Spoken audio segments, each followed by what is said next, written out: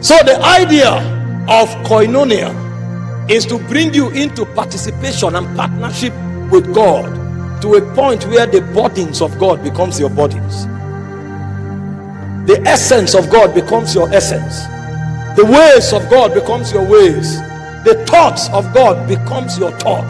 So when you come back to your realm, it is natural for you to establish things that are consistent to the sequences and the vibrations that come from the realm of God, because you think like God, you feel like God, you act like God. It's when God finds a man like that, that what was in his heart can be mirrored in the natural. And that was the idea God began to institute when he planted the Garden of Eden. He was letting the man know that the earth was not designed to remain the way it is. I want the earth to become like the heavens. I want everything in the visible realm to be consistent with the invisible realm. So in order for you to understand what I mean, I brought a garden that is of heaven, because Eden did not begin from earth. Eden was downloaded from heaven. In Ezekiel chapter 28, from verse 13 to verse 17, when he was talking to us about the first prince that was the governor of the earth that existed before man, he told us that one of the things that prince does was that he came into fellowship with God in Eden, the mountain of God. So Eden did not begin when earth was created. Eden predated earth. Eden existed in the mountain of God.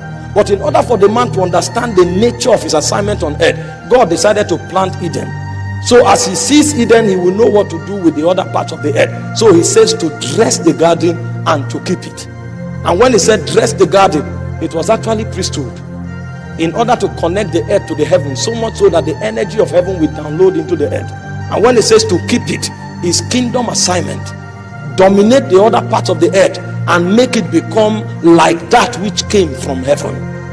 That was the assignment of man, to create an environment that will facilitate and fast track the process of koinonia. So when God created Eden, the Bible said in Genesis 3:8 that the voice of God came walking in the garden. Where it came from and where it exists is not captured, because Eden is part of heaven. Eden is a visible part of heaven.